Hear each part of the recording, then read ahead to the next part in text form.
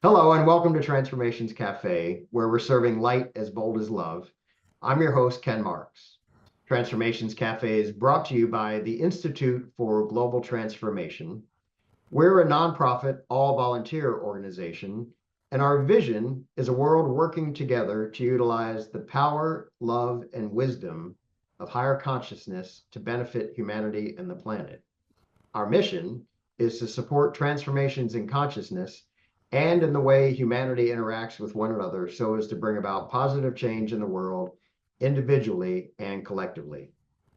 We invite you to visit our website at theglobaltransformation.org. And if you'd like to be a part of our community, there's a join button at the top of every page that you can follow options for free and paid memberships. And if you'd like to support our work, including programs like this one, there's also a donate button at the top of every page that will take you straight through to PayPal. This program is being recorded and will be published on IFTT's YouTube channel. For those of you joining us live today, please note that if you choose to participate in the conversation, we will accept this as your implied consent to appear in that publication.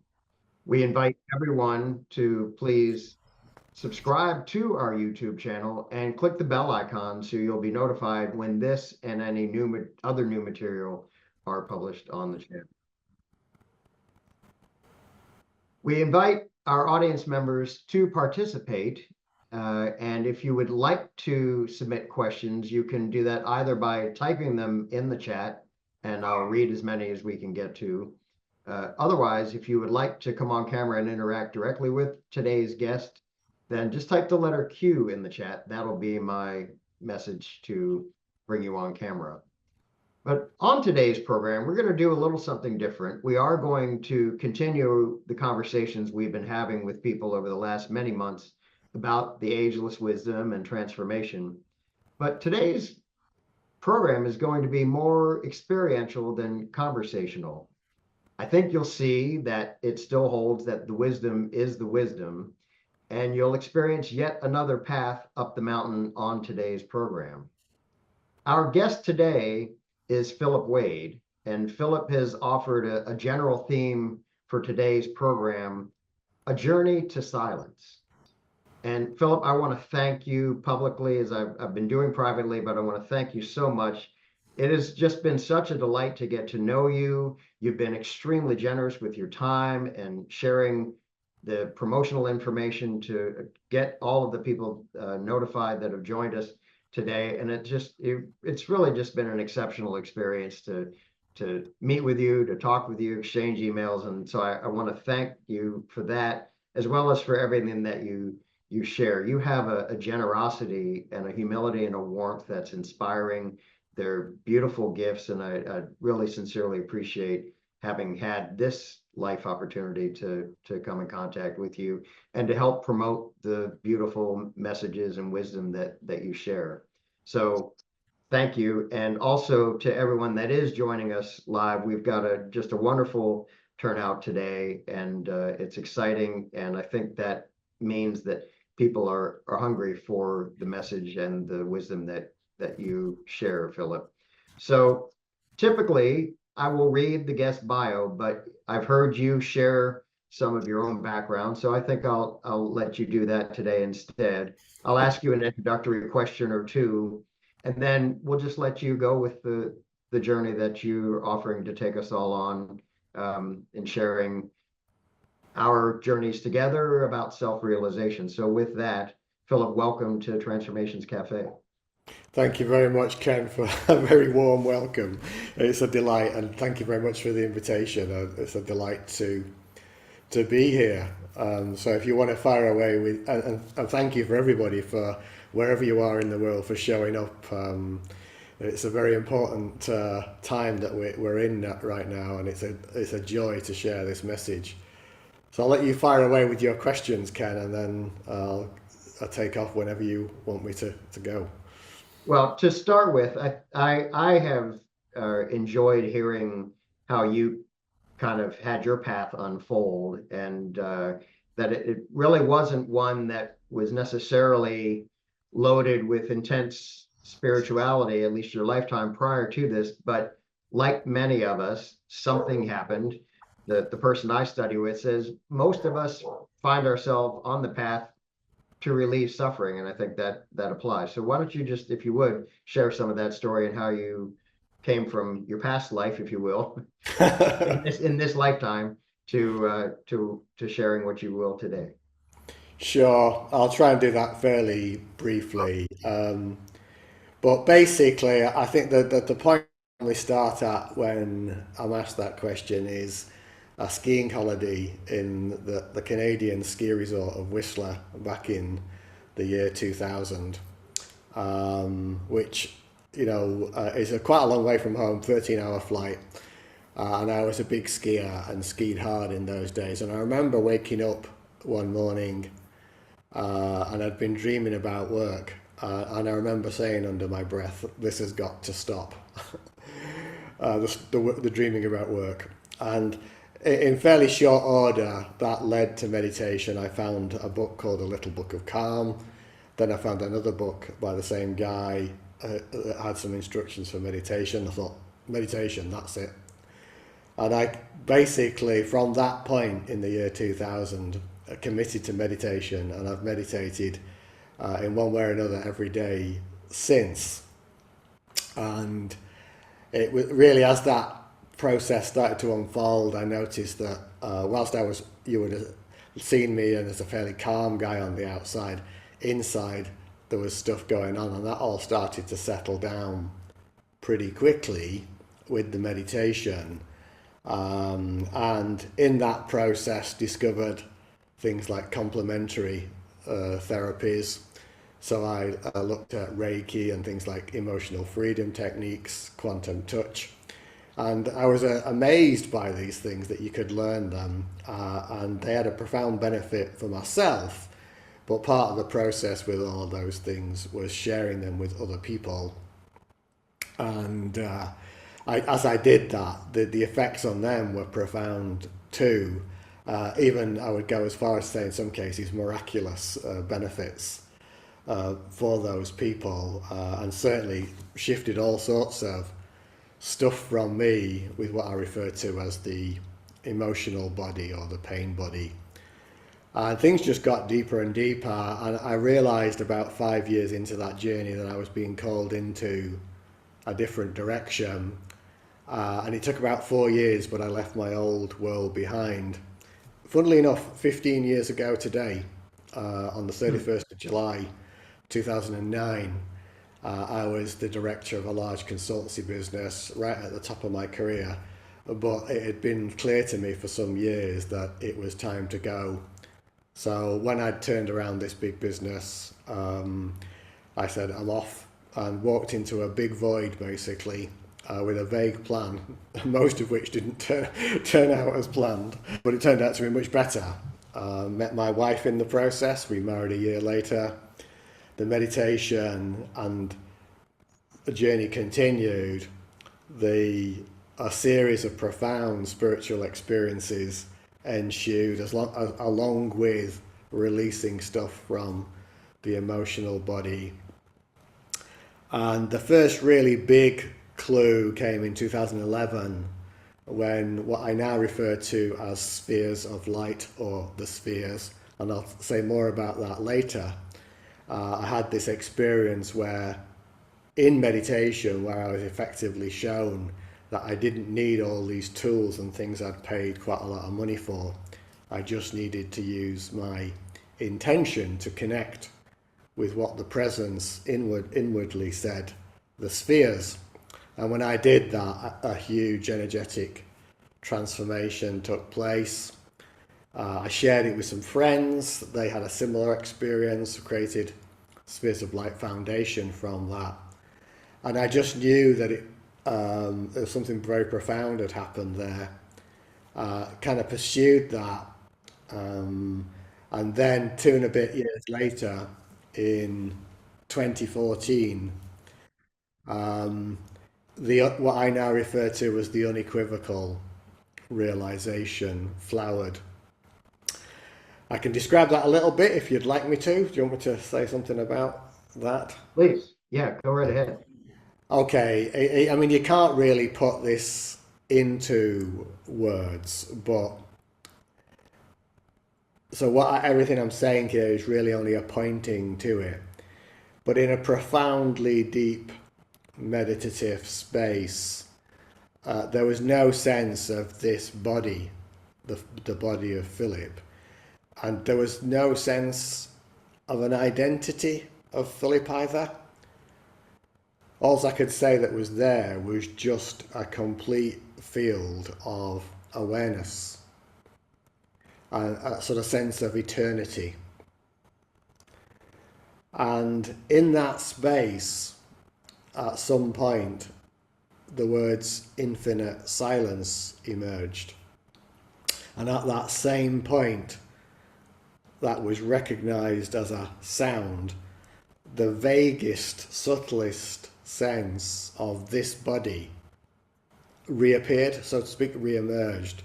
And a sort of recognition, oh yeah, there was some body here that was called Philip. And um, that process continued, and it was clear that those words, infinite silence, had been communicated from that essence, the silence itself, for this body mind experience of Philip to share with the world. That had become clear in the spheres of light phase, or the spheres phase, and this now was the unequivocal clarity of what is referred to as the true self. And its own term for it was infinite silence. So I've used those terms ever since. And really just things have expanded from that day in May 2014. I'd already been sharing the spheres part for 2.5 years. And I just was bombarded with insight after insight after insight about not only how to share, but what to share, where to share. And that's just continued basically for the last decade or more, and so it goes on. That's about sort of the last 24 years in 5 minutes.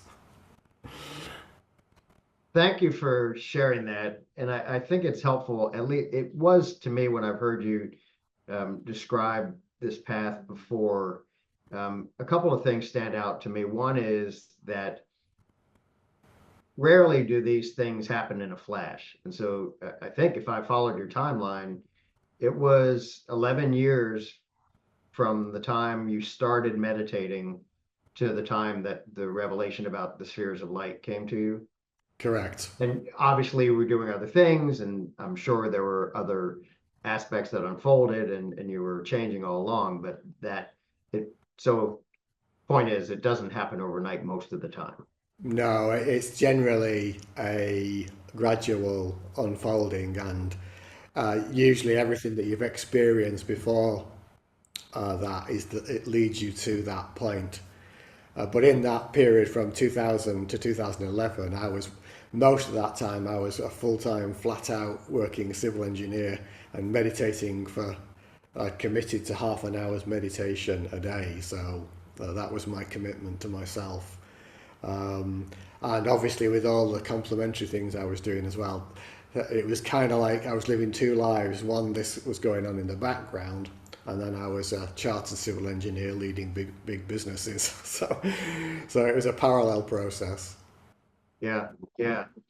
Um, the other thing that, speaking of parallels, that I wanted to point out now, and then we'll see how this unfolds. And if you want to just kind of continue on, and there are some questions you and I have talked about, and if they come up organically, then that'd be great. But we are, as an organization, IFGT, we do focus on what we refer to as the ageless wisdom. It goes by other terms depending on where you pick this up. But I think you have commented before, and we've talked about this, that you realize that much of what came to you and has been presented to you through your meditations can be found in many other traditions. And I just wondered if you might comment a bit more on that. Oh yeah, absolutely. The funny part about my own journey was that I was not a student of Eastern traditions or ancient traditions. I only had the vaguest awareness of them. So all of the insight that came, it was kind of a surprise to realize that it fitted so well with these ancient ageless wisdom, as you call it. And that I shown so many things that were affirmations or confirmations of that. But there was also a clarity that for whatever reason it had to unfold this way without being identified with a specific tradition. There's been clarity that it had to emerge this way for me.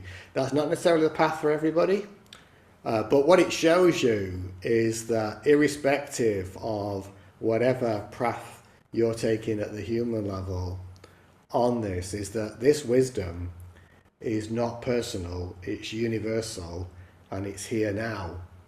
And we all, without exception, have access to that.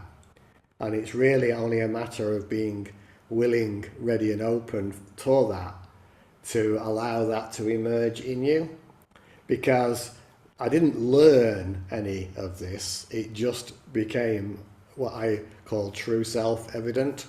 There was no studying of books or things like that, none of that. It just became clear. It just became clear. And that's very important to understand for people, because that too can be the case for you. Yeah, thank you. That's what I was hoping would come out, because it is a very important point, and that is, to quote the person that I have been studying with, the wisdom is the wisdom. This comes through in whatever ways, but there are fundamental aspects that, regardless of the form that it comes to anyone in, there's a consistency. And for me, and I think you've agreed with this, that's a way of kind of knowing what truth is. Oh, absolutely. When I see, sharing this for years now, people have moments of clarity, insights, light bulb moments. It's not because I've taught them anything, it's because it was already known inside. Yeah. It's Yeah. just there, and the barriers to it have lifted.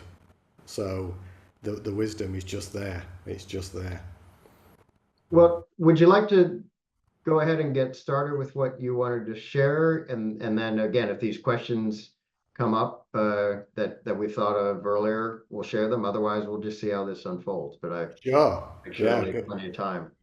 Yeah, okay. Thank you very much for that, Ken. And what I'd like to do, as Ken said, is take you on an experiential journey, a journey to silence. But if there's questions that you have, we'll do a series of, how should we say, guided exercises to help you recognize awareness, infinite silence. And we'll do those in stages, so there'll be an opportunity for you to explore and share your experiences as we do that. But what I want to sort of emphasize for you is to make this experiential, not intellectual. Don't try and treat this as an intellectual exercise that your mind or your intellect needs to get. Instead, and this might sound radical, be open to knowing nothing. Be open to knowing nothing. Just be prepared for the next hour and 40 minutes that we've got to actually just be open to the fact that for now you know nothing about what life really is, and just embrace that. And that's going to open a space for you to be open to this. It's very important. I cannot overstate the importance of that. We were going to do a little poll with you, but there's not really, it's better when there's more people, so I'm not going to do the poll. But what I'd like to do is to start you on that journey now. And the first part I'd like to take you on is something that I like to do with groups, whether it's online, in person, or whatever. It's just a very, very brief meditation that I'm going to invite you now just to close your eyes. And as you close your eyes, just be aware, silently aware of whatever's here now, whether it be thoughts, feelings, physical sensations,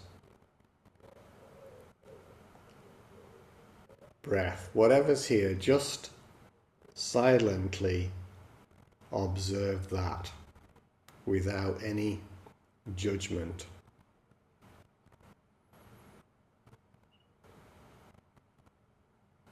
Just observing, noticing.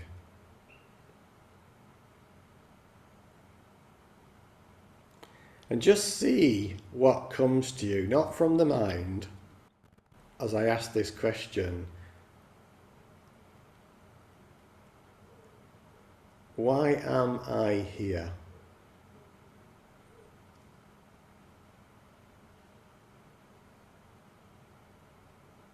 What's the reason for you being here tonight?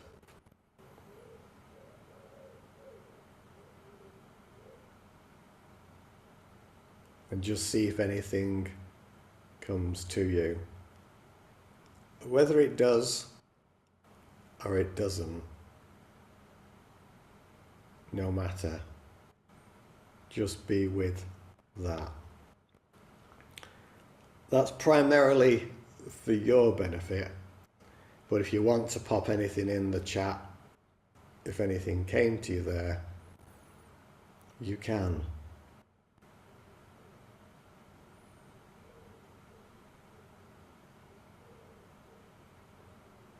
And when the moment's right for you now, just gently and silently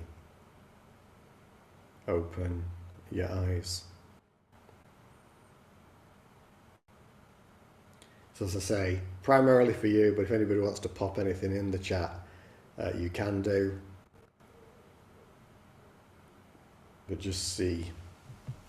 To find me, says Stefan, whatever me is, and we'll come to that.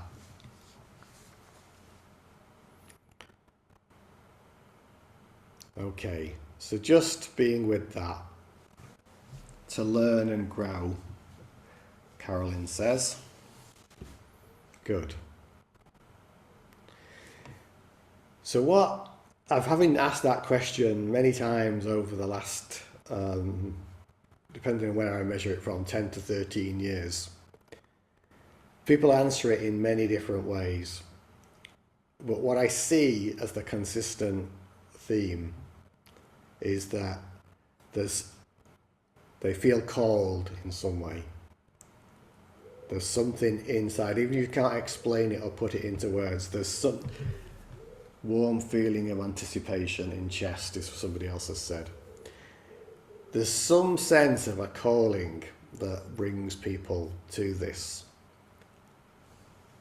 So I can be a better human being, says Thomas. Some sense of a calling that brings you to this. And that calling is arising, in my experience, from what I refer to as the heart space of silence, the infinite silence within our true essence. It's calling us, and if we're still enough and quiet enough, we can hear that. Whether it's something that you hear in the inner voice, a vision, just a knowing, a feeling, something arising from that space. So that's just a useful little kind of starting point. What I'd like to do now to kind of set the scene for the rest of the journey, I have a little video and it's called Fish Discover Water Last. And we did a check before, so hopefully the technology is with us. We'll see. We reckoned people could hear it. It's 5 minutes and it kind of sets the scene for self-realization, but it does it in the version of a story about a fish a fictional fish that realized the self. And I had the calling to create this video quite a few years ago now. Recorded it in one take one morning, and then a friend of mine who's on the call tonight, her partner, put some beautiful underwater footage to it. So just have a look at this little video and follow the journey, and then we'll continue with our journey together. So I'm going to share the screen, so just give me a moment to sort out the technology, and here we go.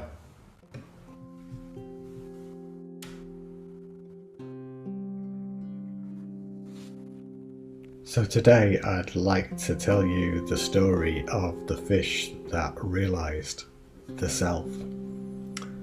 So our fish, he was part of a school like many fish are, and he just was chatting to his friends and said, you know, I really want to go off and discover who I really am.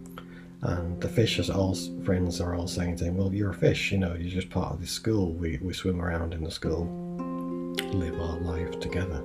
No, I just have this feeling that there's more than this. I can sort of feel something inside. I can't really explain it. And his fish friends were not very keen on him going, but anyway, off he went on his adventures and had, you know, some really good times. He found some tropical waters that were lovely and warm, but he also found some very, very deep and dark waters that were very challenging. And one day he also came across a whale, and he'd been taught to be afraid of whales.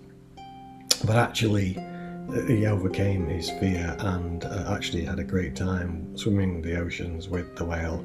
Went on his back on some great adventures, and if you'll forgive the phrase, they had a whale of a time. But eventually he got fed up of that too, and went off on his own.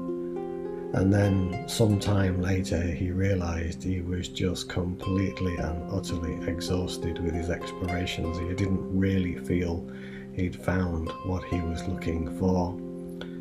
And in this completely exhausted state, he surrendered, and a great stillness came over him, and he realized that he was actually not a fish at all, but was just awareness embodied as a fish. It was so profound and so utterly life-changing for him. He felt he had to go off and tell his friends, and eventually he swam back and found the school, and the school recognized him but saw that a great change had taken place, and they said to him, you know, what has happened to you? And he said, isn't the water wonderful beyond words? Isn't it just incredible? And the fish said in return, what water? The water, the fish said. The water, it's beautiful, it's amazing beyond words. Don't know what you mean, no idea what you mean. And therein, my friends, is the essence of the issue that people experience with self-realization. For it is the medium through which we move through. Consciousness is that which we are, and it is so blindingly obvious. We can't see it, as like that phrase in English, you can't see the wood for the trees. That which we are is already here, it's everywhere and nowhere. It is indeed unseen, and yet it sees. So the phrase saying fish discover water last is very appropriate to self-realization, for the medium is consciousness, which is self-aware energy, and that's what we are, awareness or infinite silence. So the question then remains, are we prepared to stop, to look and to listen and realize that which is here, just like the fish in our story.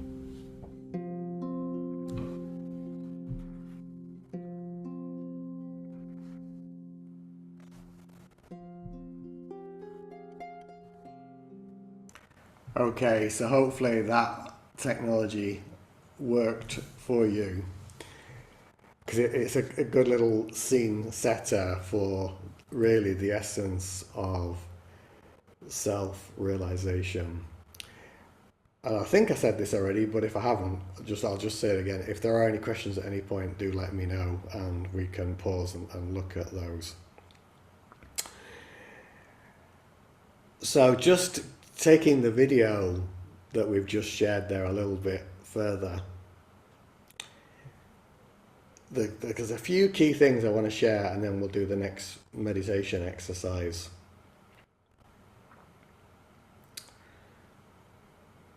Is the fundamental block to self-realization. The fundamental block to self-realization is belief. That's it, belief. Now, what is this belief I'm talking about? It's a belief in what I refer to as a case of mistaken identity. It's a belief that all you are is this body-mind. The body-mind experience you have is beautiful. It's a gift from the universe to come to experience itself. But you're so much more than that. Now, what that belief that all you are in the body-mind does is it basically boils down to a belief in separation.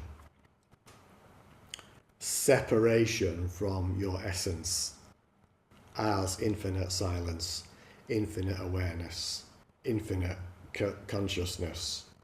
And just like the fish, the general fish, not the fish that realized that the self, not aware of this infinite field of energy, the water in the story, that's within us and around us.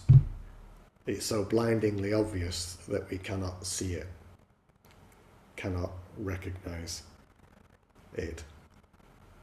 And belief is the block. And every other block that people experience, and there are many, that people have through traumatic experiences and so forth, right from childhood, adulthood, or whatever, all of them, from a self-realization perspective, ultimately are subsets, just like those terms in mathematics that you did at school. They're simply subsets of that one core mistaken belief. And the great thing about self-realization is you don't need to believe a single word I say about it, because as it is realized, it becomes true self evident. It'll become unequivocally clear, and therefore doesn't require belief. Belief is something that's outside of our experiences that requires the energy of belief, whereas the realization of the self is infinite and there is nothing outside of it to believe in. So the question that the mind comes up with around this point is, well, how do we dissolve this belief? How do we come to this realization? And the thing is, this essence is always, always here. It's never not here. But we simply don't see, as I said in the video, the wood for the trees, or the water, or the essence, or the silent awareness.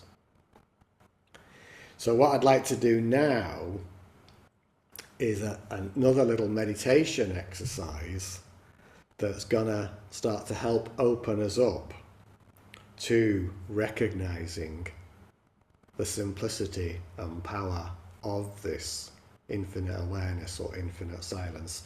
And I use these terms interchangeably as far as self-realization is concerned. So if you want to, just your invitation here now is to close your eyes again.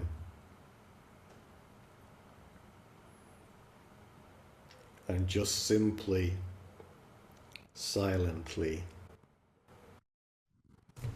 become aware of what's here now.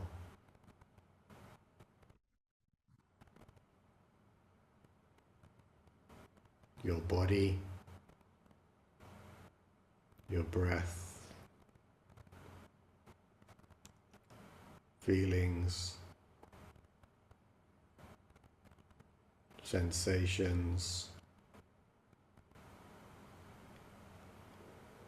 emotions. Just simply, silently, effortlessly aware, without any judgment of any of them. Just accepting what's here now.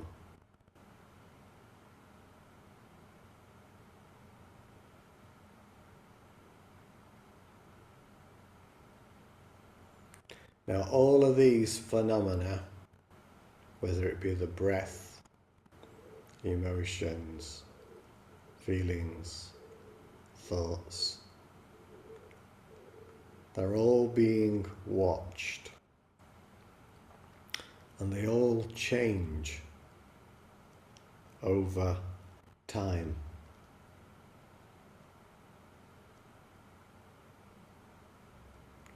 And what I'd like to do is a little exercise, and just notice I'm going to use a singing bowl and I'm going to tap it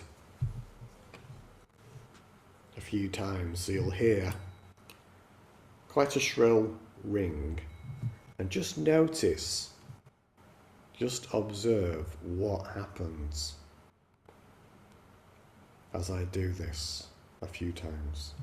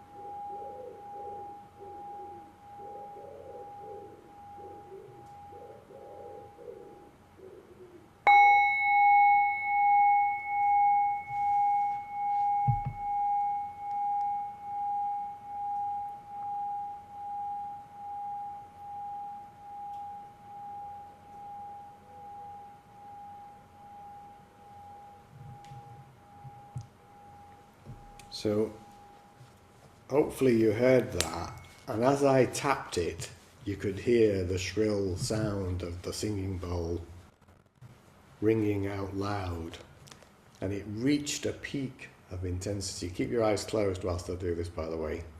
It reached a peak of intensity, and then of its own accord, silently and effortlessly faded to silence. And then I tapped it again, and the same process happened. And you were aware of all of that happening. And it just happened of its own accord. Now, a key point to note here, whether it be the singing bowl, emotion,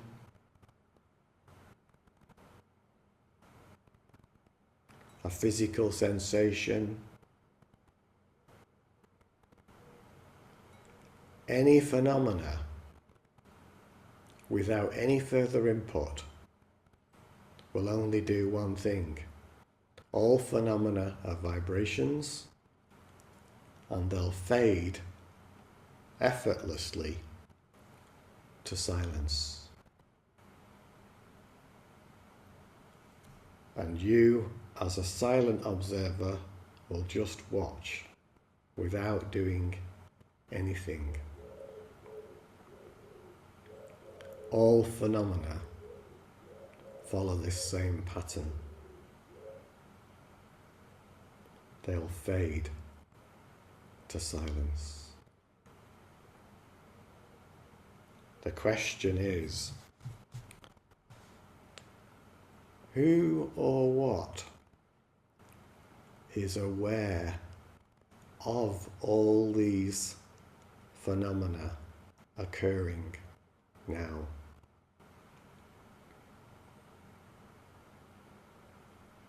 Can you be both the phenomena and the one that's aware of them? Or do the phenomena appear within awareness and are just simply watched?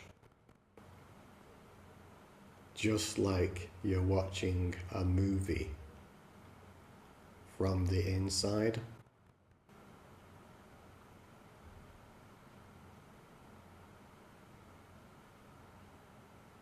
The phenomena appear, a thought, a feeling, an emotion. Awareness sees it, and without any further input, it changes over time. And if we don't engage with it, it will fade to stillness, to silence.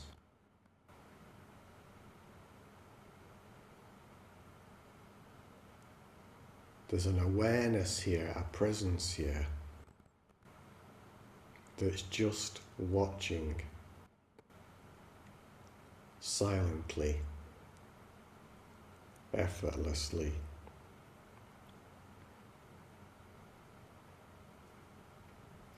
So this leads us to a question to explore inside.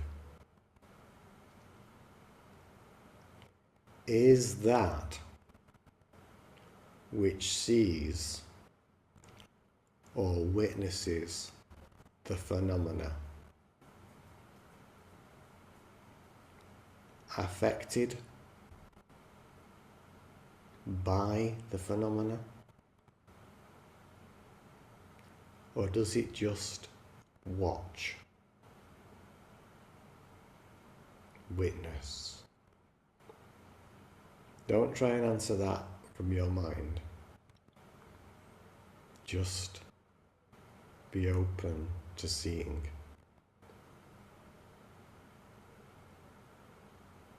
Does it just witness silently, effortlessly, as the waves of phenomena come and go?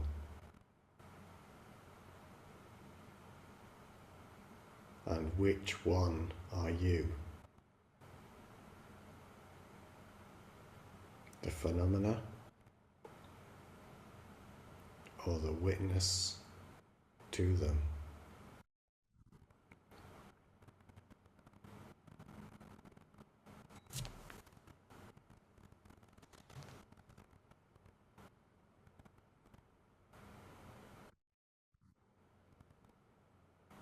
Just be with that.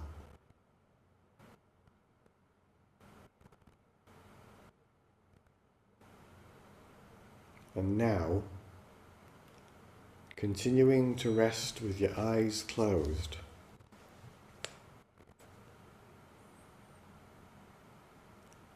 there'll be some inquiry questions.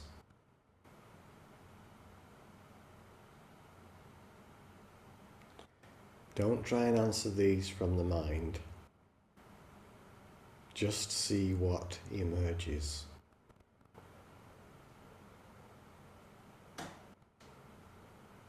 So we're just going to ask inside,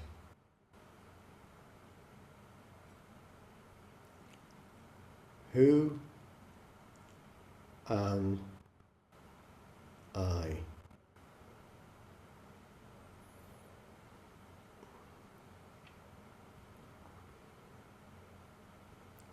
Who am I?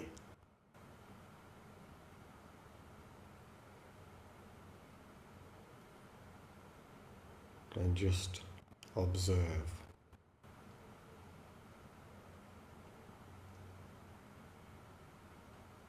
If something comes, great. If nothing comes, also great. Just accept that.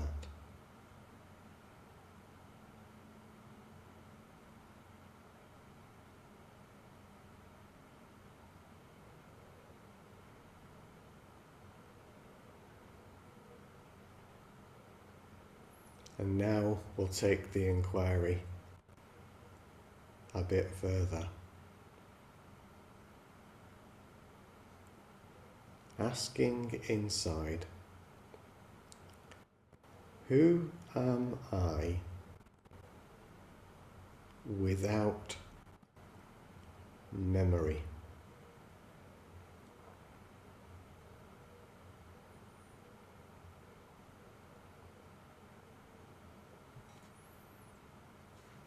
Who am I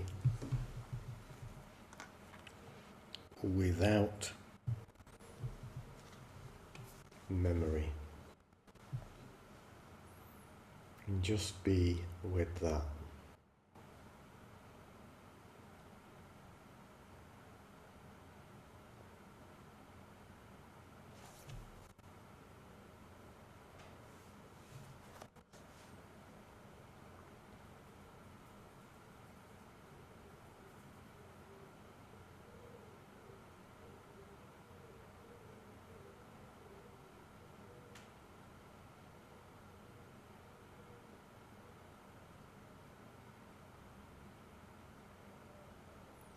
And now, one further inquiry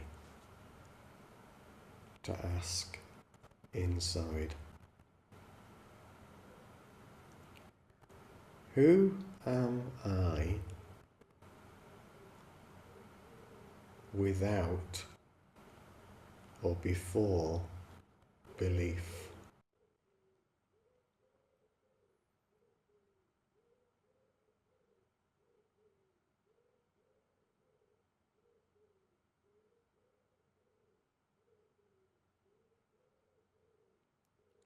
Who am I without or before belief?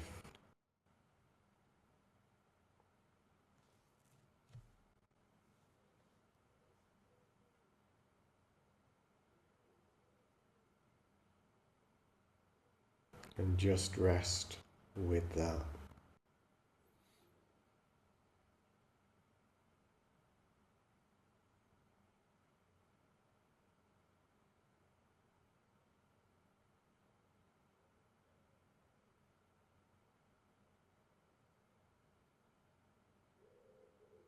Good. Good.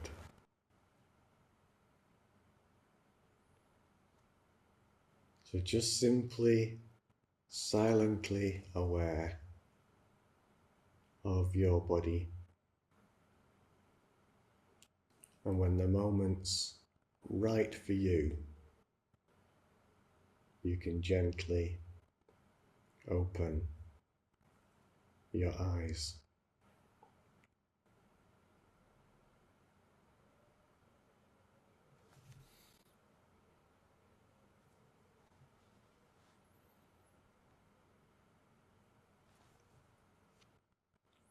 And if anybody wants to either ask anything about that exercise or share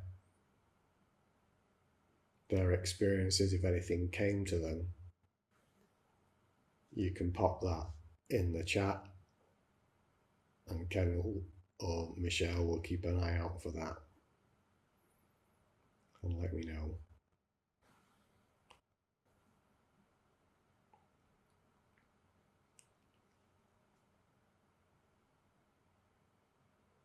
And whilst you're coming to there from that,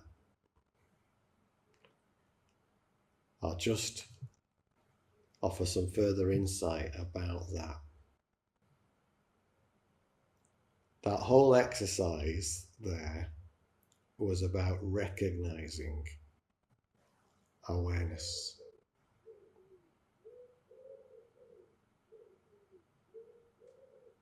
Realizing awareness. And it turns out awareness is the essence of meditation.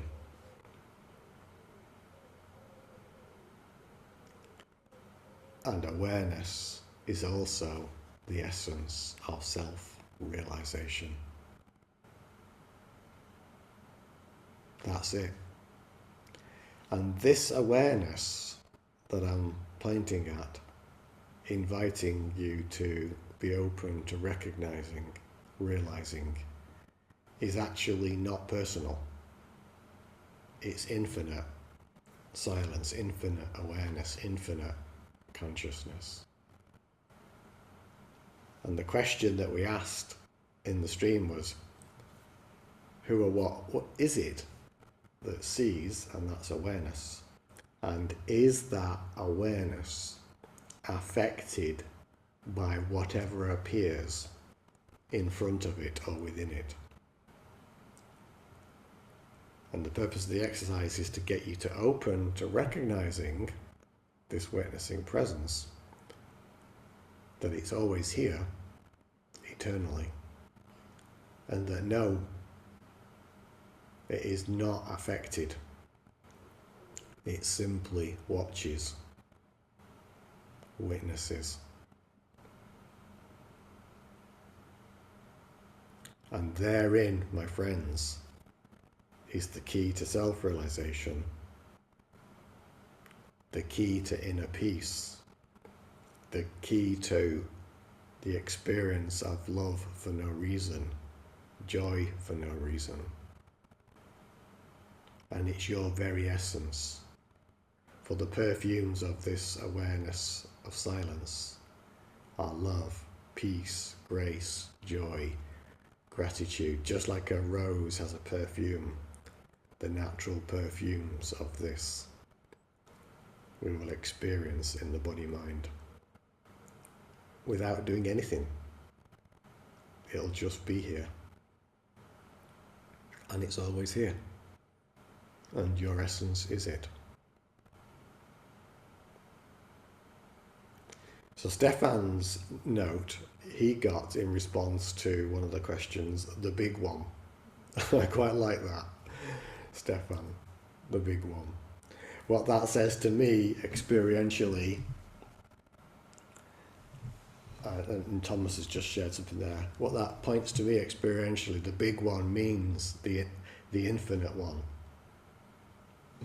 The infinite one. The infinite silence. The infinite awareness. The infinite essence. I'm just popping up these so I can see these a bit bigger here. What does Thomas say? Thomas says, what emerged? The neutral witness. And when I went to mind, I was thinking about people without memory. Who am I without memory? He says, I might have dementia, I might have a brain injury. Without memory, I'm also the neutral witness, awareness. Yet I wonder who we are, we become when we have dementia, a shell, and is the soul still there?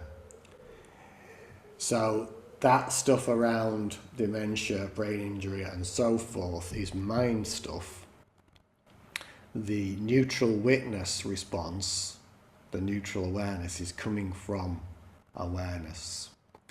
And what mind is doing is trying to doubt or to run away from this presence of awareness. It's okay, it's not wrong, it's not right, but what it will do is throw up these types of questions.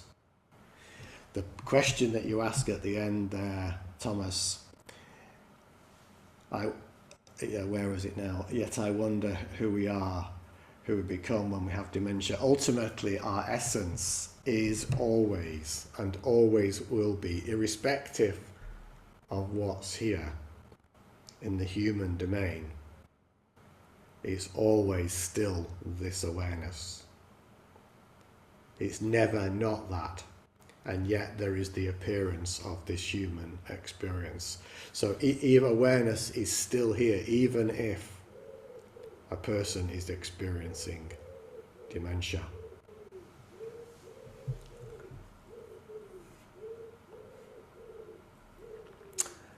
What's Carolyn saying?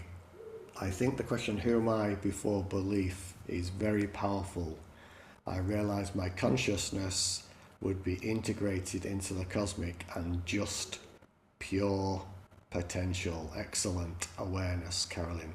It is a very powerful question, a very powerful question. And the reason it's powerful, you remember I said earlier, the central block, the fundamental block to self-realization is belief. And if we're open to dissolving that belief, and the way to dissolving that belief is through awareness, then we open up to that essence. And again, you don't need to believe what I say on it. It will become experientially self-evident. So that's a great inquiry, spiritual inquiry, that you can use anytime, any place, anywhere. And if you use that, and you can use that anytime throughout your day, that brief meditation, and it'll help snap you back into awareness. Take you from the mind space and become the witness to whatever it is that the mind is coming up with. Let's just... Lydia said it was very relaxing and lovely despite a little snooze. The snooze is okay, Lydia. And Katie says, I realise my memories and beliefs are my self, small s. Without those, what am I aware of? So, memories are aspects of this belief. We live generally, when we're coming from the head and the mind, from a space of memory or imagination. But awareness, that exercise we just did, the awareness recognition exercise, is ever present. And it doesn't mean memories haven't happened, events haven't happened, experiences haven't happened. The key is always who or what is aware of them. If we identify with our thoughts, our memories, attach ourselves to them, belief that that's who we are, then we will suffer. All these things are passing and temporary. This awareness, this silence, is permanent. And that is your spiritual anchor. And so we can have the experience of having a body-mind experience, yet still recognizing that we are the infinite awareness, the infinite silence, the infinite consciousness. So the body-mind experience, your body-mind experience, can still be here, Katie, but you are not the experiences. You are much greater, infinitely greater than them. And all of those experiences serve ultimately, even the ones we label as good, bad, or indifferent, any experience ultimately is to show us who or what is the one that is aware of the experience. Who or what is the one that is aware of the experience? And is that one which is aware affected by the experience? And we're going to see, even if we can't see that right now, the answer to that is no, it's not affected. And herein is the source of peace. Because no matter what is happening, whatever's unfolding is simply being witnessed neutrally, effortlessly by this silent awareness, infinite silence or infinite consciousness. That all making sense to everybody? I'll just have a quick look just to see if I've missed anything. So the experience of memory and belief is duality. It's happening outside of us. It is duality. It's not, it's happening within awareness. And since we are infinite awareness, it's happening within the field of awareness. That's the short answer to that one. Somebody called iPad says, when one just tries to observe, witness sensations, etc., will all these die away, leaving the infinite awareness silence? When the trying stops, iPad, when the trying stops, the answer to that is yes. It's ultimately effortless. It's ultimately effortless. And then you go on to say, and what are the factors that continue feelings, thought, etc., that can be blind the witnessing self? So basically it's the identification, the attachment to, and most crucially, the belief in separation, or that all you are is the body-mind, that perpetuates the myth. The mind, what you call your mind, which is thoughts plus beliefs, effectively becomes the veil, but the seeing is always here. So even if it appears that you've caught the train of thought,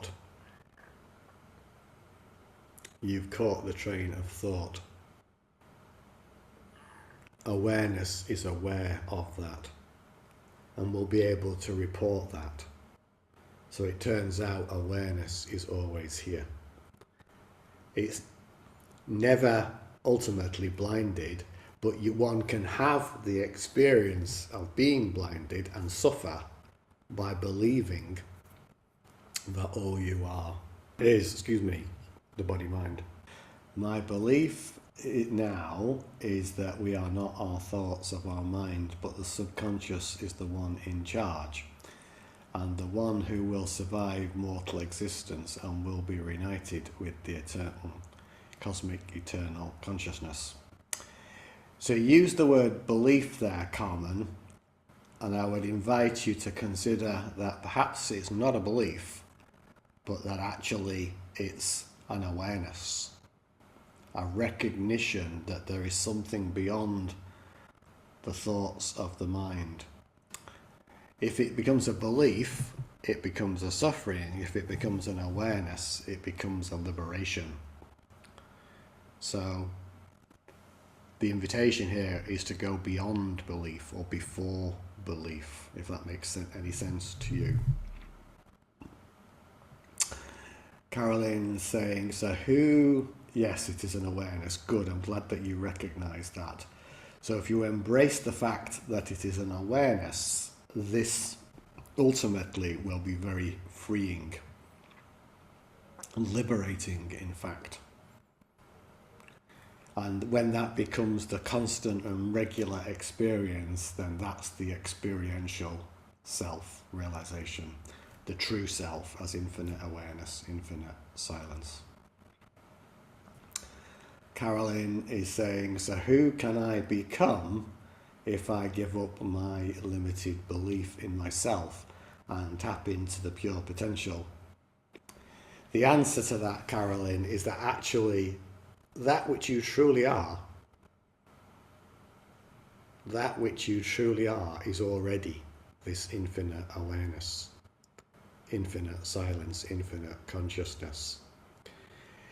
It will appear in the human experience as a journey, a becoming, but as it is realized unequivocally, then it will be seen that one has always, always, always been this.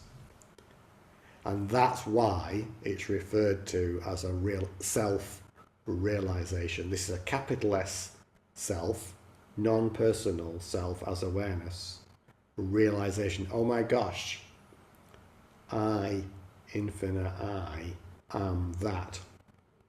And that's not to diminish the body-mind experience of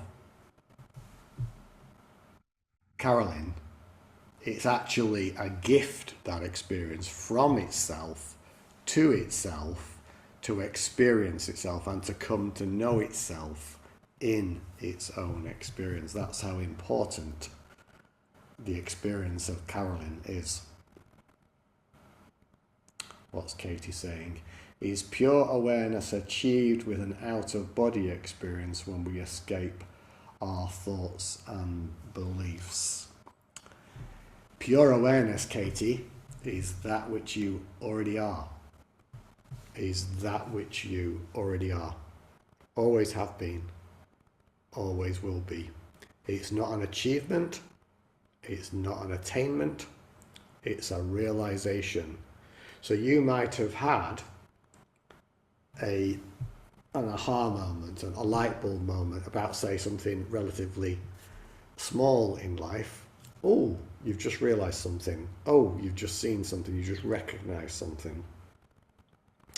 This aha moment, this light bulb moment, is the greatest OMG, oh my gosh moment the universe has to offer. It's the recognition, the realization that this awareness that I speak of is in fact your very essence, and you have always been it. Always been it. Always.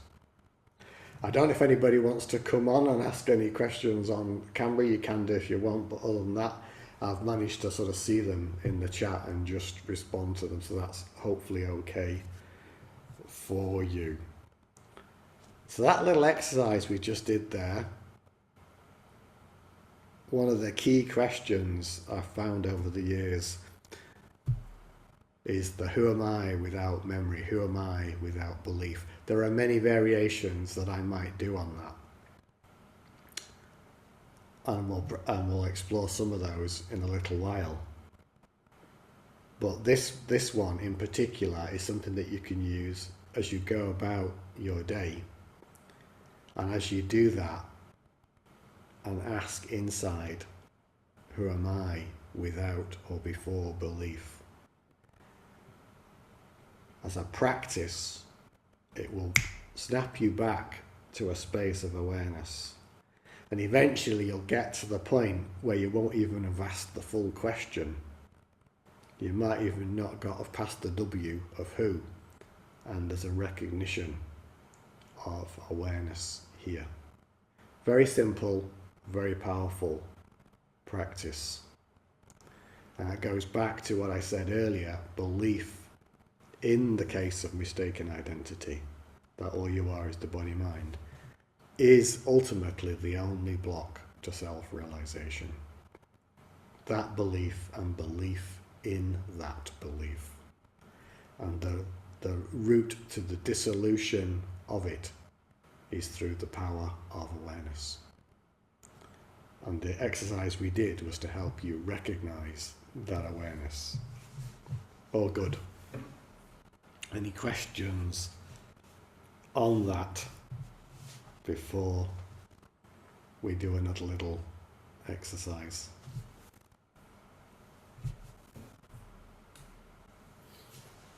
I don't see any popping up at the moment. Nope. Katie saying thank you, that's so, hang on, just open that up. So enlightening. You boiled it down so beautifully and simply. Good. And the great thing there, Katie, that you experienced, and anybody who's seeing this, what I'm pointing at here, is not because ultimately it appears that Philip is teaching you anything. The reason it appears so simple and so profound and powerful is that what that says is there's an opening from inside, an opening inside, and the light of awareness is coming to be recognized, seen. It's already embodied in the form of Katie. And that goes back to the question I was asking earlier, why are you here? And the ultimate answer to that is to realize this,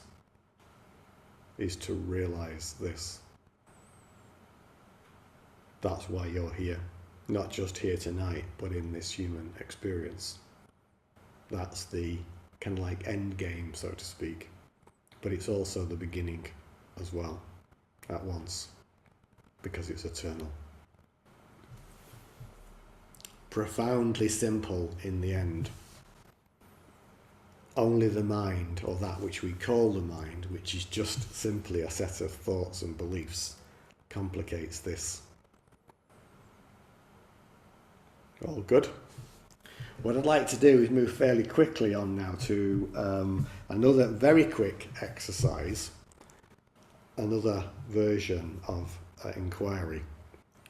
This will be briefer this time, just to another way of opening to this.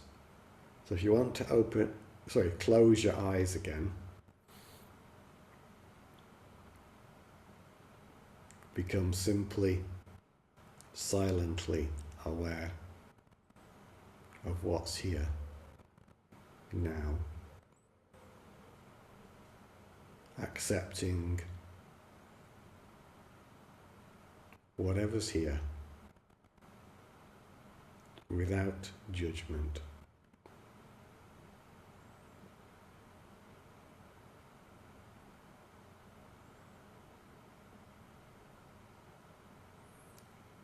And we're going to ask this question inside.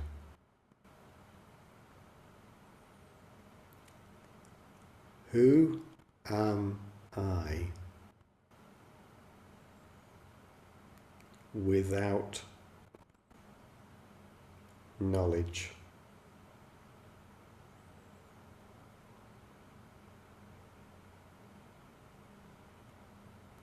Who am I without or before knowledge?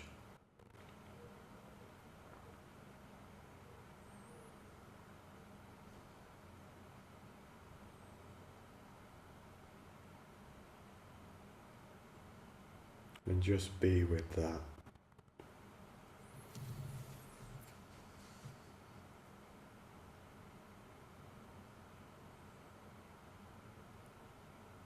Who am I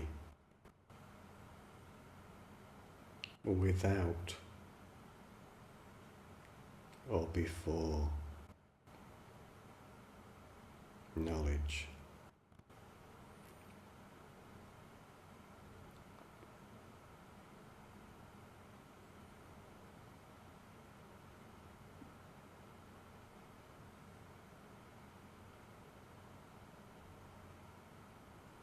Good.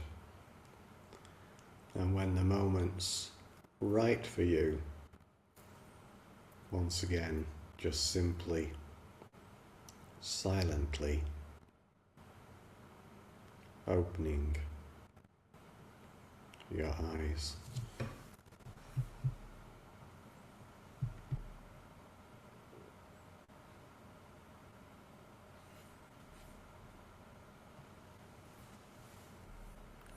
So again, if anybody wants to share anything there,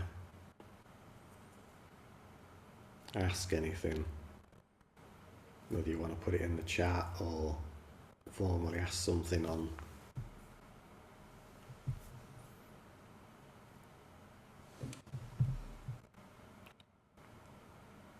that was liberating, says Ken.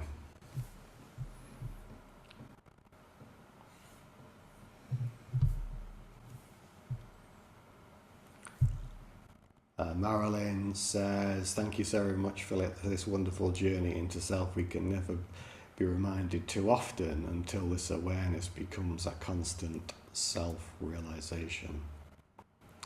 Katie says, I'm a newborn baby, no memories, beliefs or knowledge. It's funny to think of babies having awareness when they don't know anything, yet they have to. Excellent, I'll comment on these in a moment. A very ancient, inherited good spirit, I think, says Lydia. Got this answer. Why would I need that? It's just in the way. Perfect, Stefan, love that. It's just in the way. And Thomas says, unconditioned, unconditional love. Carolyn says, first I thought a blank state, and then thought all-knowing before we are taught. Good. So some good responses there. That's another very important inquiry, because in the human domain, we can often identify, associate ourselves with knowledge. And you might be the most knowledgeable person on the planet. But ultimately, that is nothing compared to awareness. And when we take away the attachment, identification, belief that we are our knowledge, then we get the experience or awareness, as Ken put it, of liberating. And that's why I said right at the beginning of the stream, be open to knowing nothing about life. And in that openness, the wisdom of the ages, the wisdom of the universe, the knowing that is before knowledge, before the limitations of knowledge, will emerge naturally and effortlessly, as a number of you started to recognize with what you were sharing there.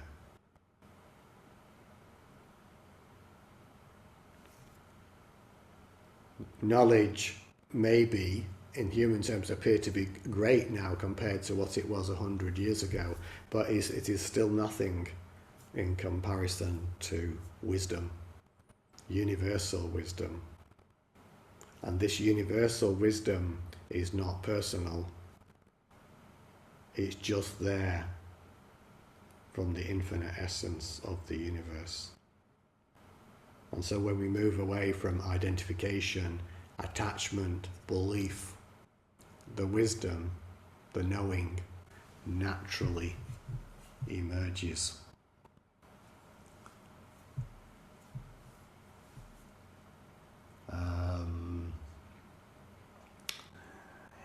So Carmen saying, I'm a fractal of God, cosmic, intelligent consciousness. Unfortunately, we are still not having our past lives memories back yet.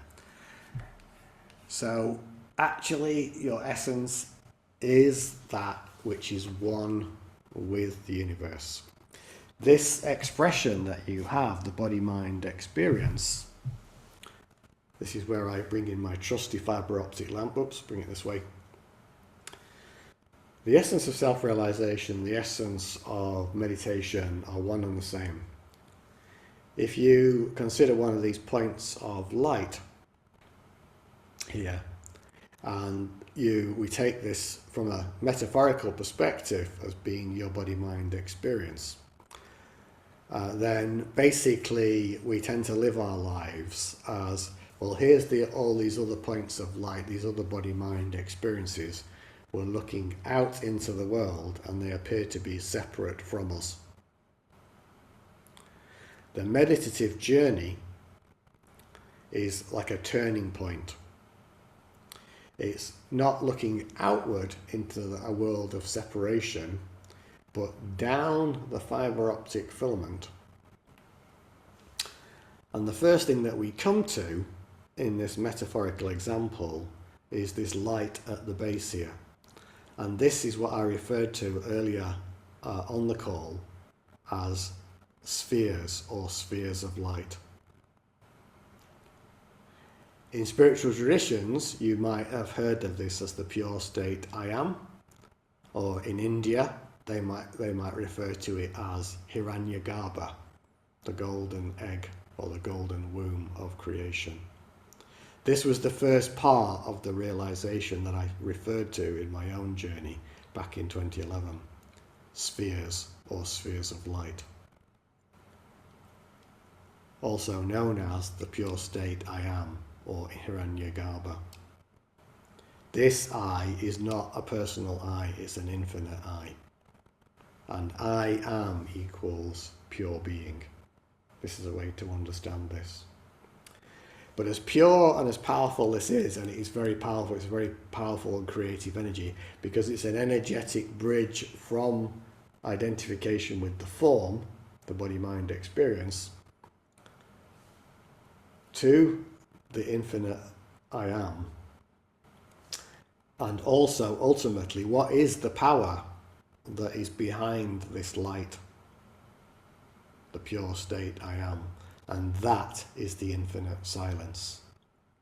In this case, the battery at the base here, where there's a limitation on the metaphor, because this power, this awareness, this infinite silence, is not limited to a location, but it's actually everywhere, eternally.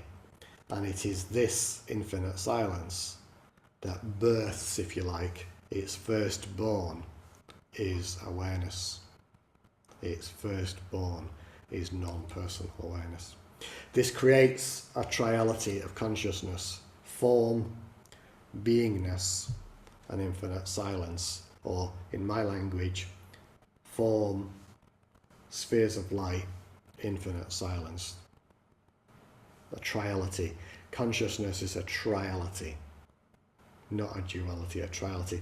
But it's all one. It's not separate, not separate. It is all one unified whole, one indivisible whole.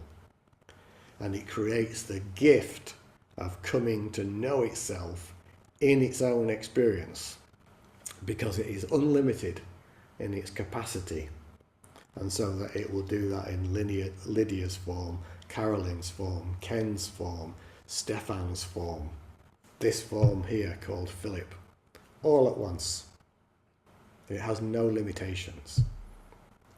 So we collectively are that.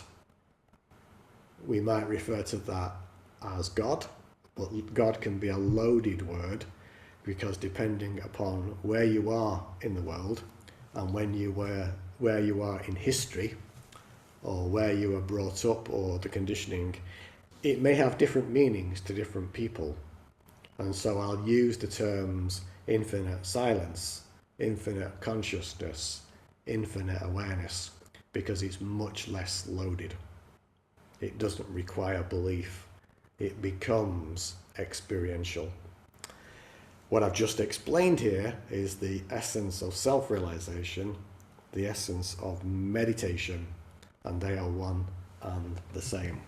I'm just going to have a quick look at the chat again before we go on another little meditative exploration. Lydia, this has been very relaxing. Thank you so much. Carolyn, thank you. It was an enlightening session. So we've got another half an hour or so, by my reckoning, to continue. So if everybody good, would you like to experience a little bit of a longer meditation, and then we'll see if there's any time for any final questions. Does that sound good to everybody? Philip, I wonder if before we go there and we leave Sure. this idea of the three aspects of our being that you just described. Well, you and I had talked about this, and I want to make sure we make this point that these are not hierarchical, No. and they're all kind of equal aspects. And so the struggles that we have, the suffering that you refer to, that is also part of the experience of all that is, or the infinite silence.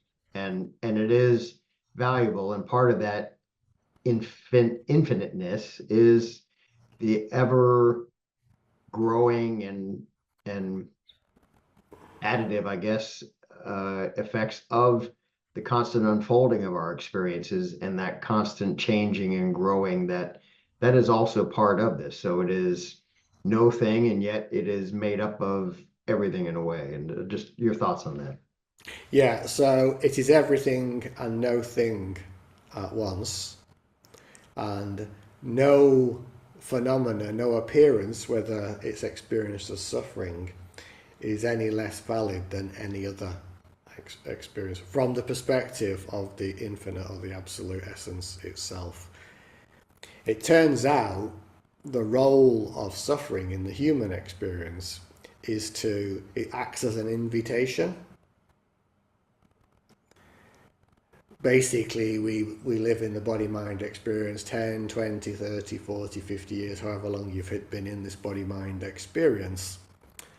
And eventually, at some point in that, whether it's when you're 20 years old or 50 years old or 70 years old, some people come to the thing, there must be more to life than this. And there's kind of like, oh, there must be more than this suffering that we're experiencing. And that is then an invitation, not a challenge, but an invitation to look, to see that which is aware of it.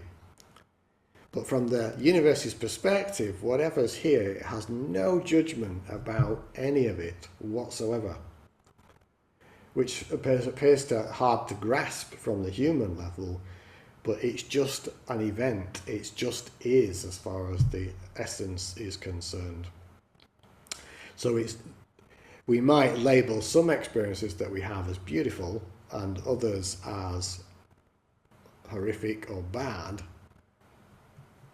But as long as we don't identify with either and recognize that we are the witness to them, the unchanging, unmoving awareness, then the phenomena, the experiences are here. The human experience is valid because it's necessary.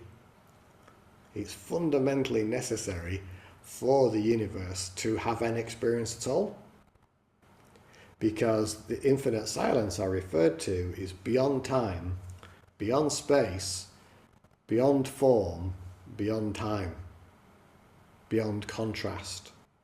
That means there's nothing happening there, and there would be no experience whatsoever, at all. So it manifests this experience in the triality of consciousness, none of which, as Ken said, are higher than the other. They're just one unified whole, to gift itself the opportunity to come to know itself in its own experience. The suffering, or the experience of suffering, only happens when we identify with one dimension of the triality, and that's the body-mind experience. When we're open to the totality of the triality, and we see that we are that, then the experience of suffering ends. And so it's not about getting rid of this body-mind experience, it's actually about embracing it fully while still embodied, And then the experience of stillness, peace, silence, liberation is here. Is that okay for you, Ken? Yeah, no, it's lovely. I love the way you refer to this, the experiences we have as invitations. It reminds me of another program I saw recently with a gentleman named Kyle Cease, and to put it another way, but also something that can kind of help do that snapping back into that you were referring. But the question was to ask yourself, what is trying to emerge? And it's another way of saying, what is the invitation to look further and to also realize that any form of thought or feeling or physical experience that we're having are those invitations, and but they are also the essence of the infinite silence. Correct. It's all part of the wholeness of everything. And once we see all of this as part of that, we let go of the resistance to that suffering and just allow that to be. And then, like the singing bowl, that's when that can begin to just fade on its own, rather than trying to make it go away. We can just Exactly. allow it to be there. Yeah, it's Exactly that. beautiful. Exactly that. Exactly that. So it's all valid. All valid. All valid. Anything else, Ken, that you wanted to pick up on?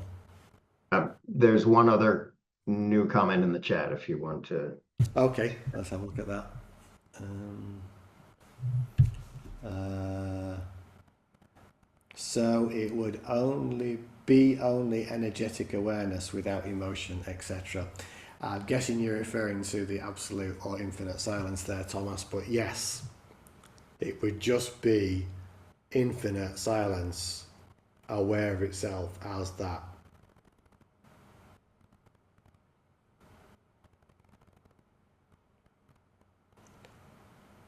And nothing else would be happening. There'd be no time, no space, no form, no contrast.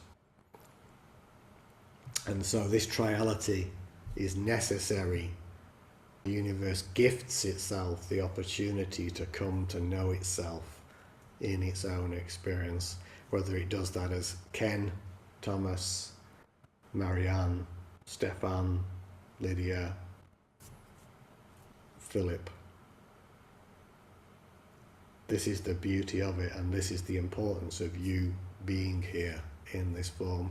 It doesn't limit itself in any way. Not in any way.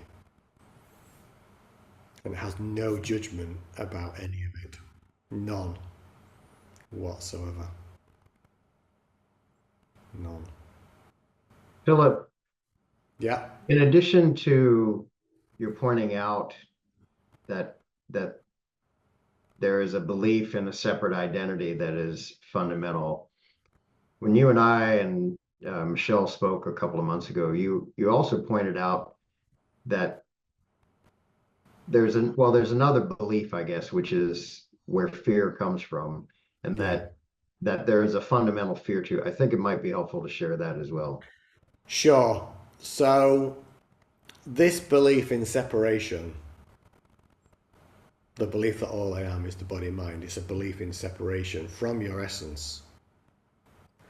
What this does energetically, it creates a polarity. It creates a sense, an inner sense of separation from our essence. And the polarity that it's created, we would use the words love and fear. Love and fear as the polarity. And from that polarity, this is the duality. Duality basically is opposites. Hot, cold, tall, small, love, fear. The collapse of the duality, the annihilation of the duality is the coming together and realizing it's all one. So when fear arises in the human experience, ultimately all of that fear, the source of all of that fear, comes from or stems from the belief in separation from one's essence. And this actually is also at the root of the formation of what's sometimes referred to as the pain body or emotional body. It's like a sticky mass, so to speak, that traumatic experiences, whether in childhood or adulthood, get added onto, but belief gets added onto belief, added onto belief. But there's really only one core mistaken belief, that all I am is the body-mind, or belief in separation. So fear comes up in this journey as one deepens into awareness, the recognition of awareness, the realization of awareness. The one thing that the body-mind identity does not like, fears the most, is its demise. Because it's been used to being in charge for 10, 20, 30, 40, 50 years, whatever. And it sees the arising of awareness as a threat. It sees that its days are numbered. The writing, so to speak, is on the proverbial wall. And it equates its demise with the death of the body-mind experience. But it's not the body-mind that's dying in self-realization. It's the belief that's dissolving in the light of awareness, in the light of that awareness. So this sort of existential fear will come up at some point in the process. Now, many people can get spooked by that or be concerned about that, but that fear is actually an invitation, because who or what is it is aware of that fear. 1 minute the fear was not there, then this wave of fear that's off the scale has appeared. It's reached a peak of intensity.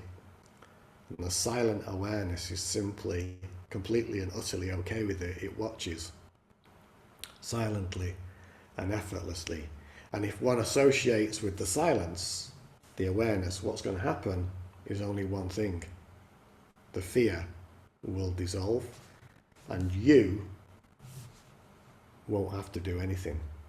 It will just dissolve through the power of that awareness that you already are. And that's the dissolution of that polarity, of the duality. If you'd like, I described to you the fibre optic lamp metaphor there.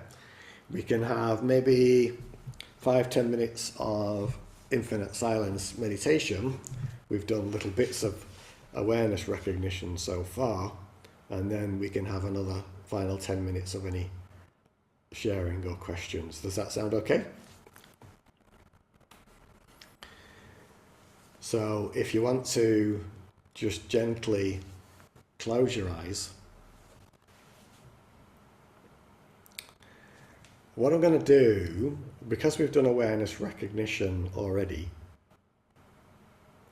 I'm going to go for the simplest and purest version of both the spheres of light meditation and the infinite silence meditation. So there's going to be minimal guidance here, folks. The purest form is to be open from your heart to the experience of these.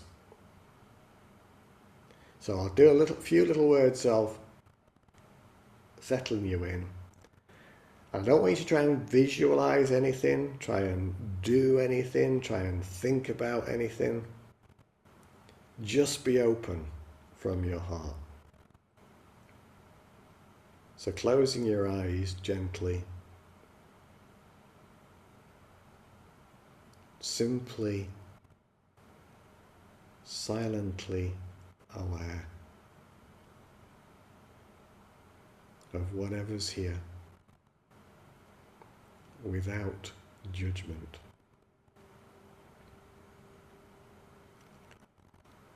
And once I've used these guidance lines, we'll go silent after each one.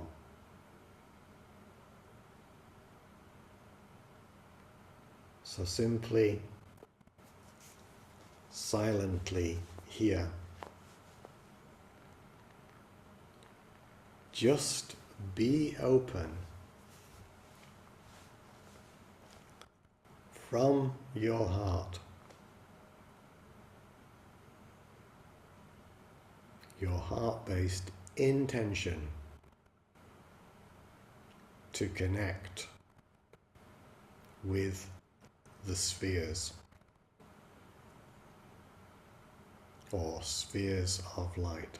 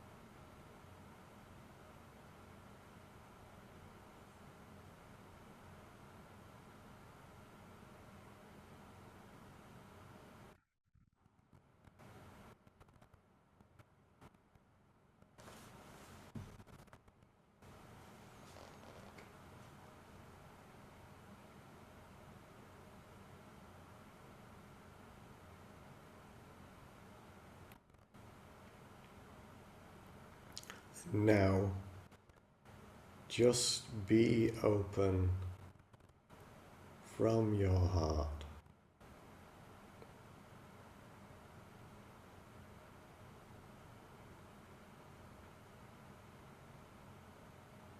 to the experience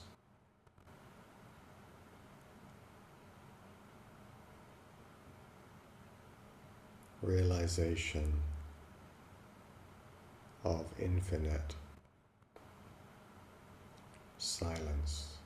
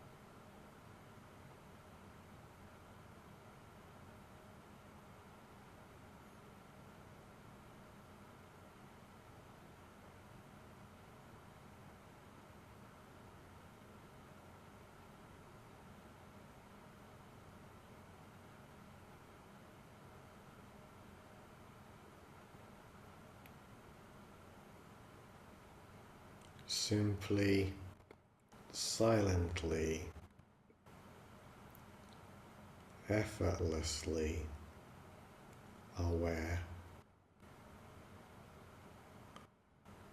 And even as we bring the formal practice to a close, notice, be open to the fact that this awareness, this infinite silence, remains silently, effortlessly, whole, complete, unblemished awareness of infinite silence. And I'll just ring the singing bowl once.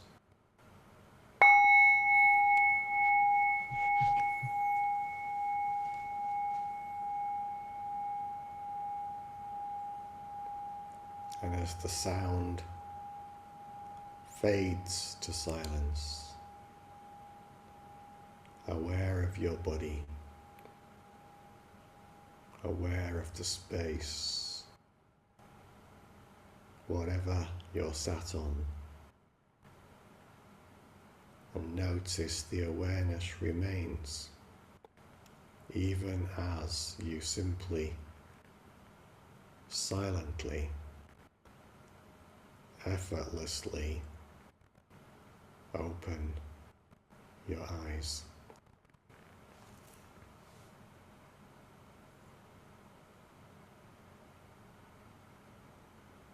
Good.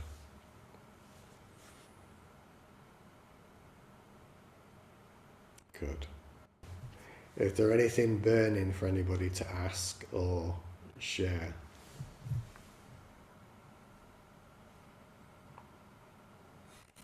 You're welcome, Lydia.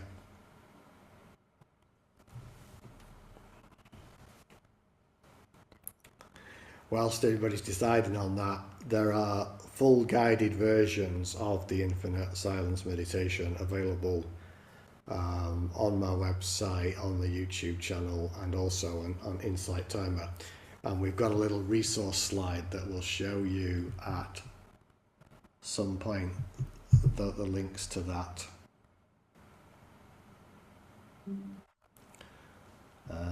Marianne's saying, as I experience myself as infinite consciousness, I find I still need purpose, or I feel like I'm just floating aimlessly. Interesting. So as that recognition emerges and is realized and is embodied,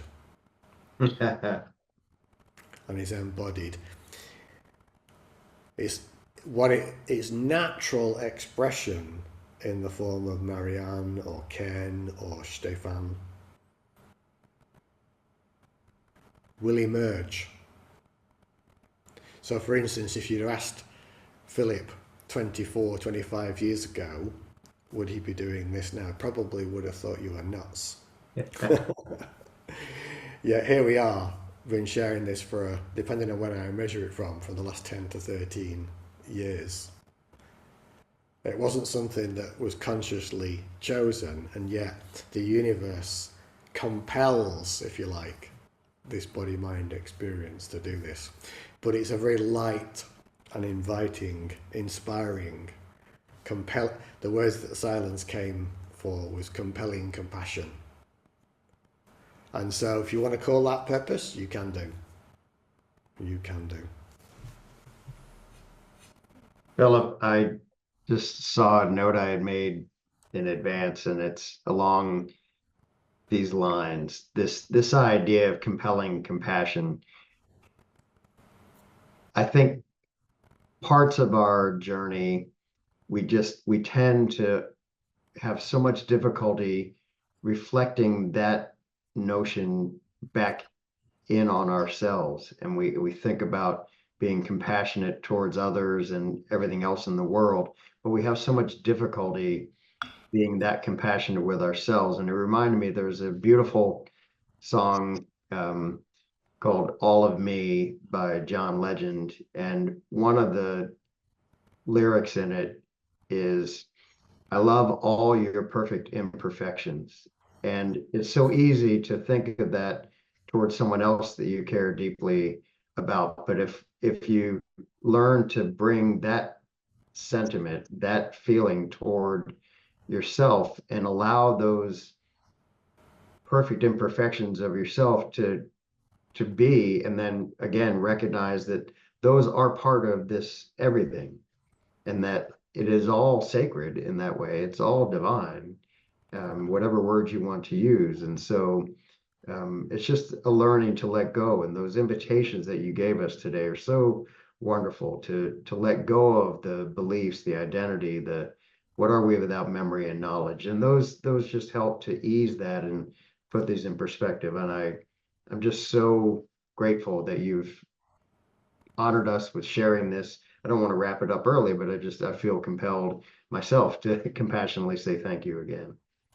You're welcome. It's a joy to share. What I would say to you in relation to compassion, and this compelling compassion, this is not just for Ken, this is for everybody. You know, what is the source of this compassion or the experience of it? And that's one of the perfumes of the silent awareness. That is our true essence. So it's in the realization of that, the connection with that, the willingness to let go of the beliefs, the identifications, attachments, through the power of that awareness.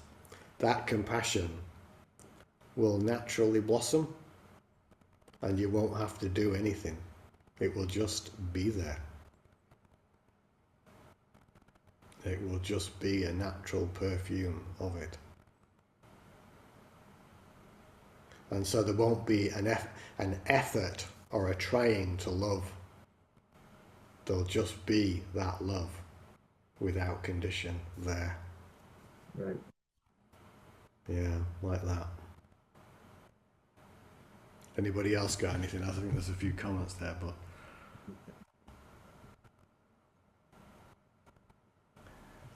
Stefan's saying something happened. Wow, went really deep. I think that's far away, but could still hear you. Just had to relax. Just transport. Go with it, Stefan. Go with it. Very peaceful, says Sandra. Wow, Brill, just what I need. Thank you so much. You're welcome. What is the purpose of emotion, says Thomas. I guess the part of the compulsion to realise we are one. Emotions are a function of identification, attachment and belief that all you are is the body-mind. They're not here to challenge you or to beat you up. They're here as an invitation to recognise that which is aware of them and unaffected by them, however intense they are. Emotions are different from feelings. We tend in language rather lazily to mix the two up. I am feeling sad, happy, whatever. But it would be more accurate from a self-realization to say sadness or happiness or whatever emotion is here is simply here and it's being witnessed. The feeling aspect of consciousness, which I'm distinguishing from emotion for the purposes of self-realization, is a knowing.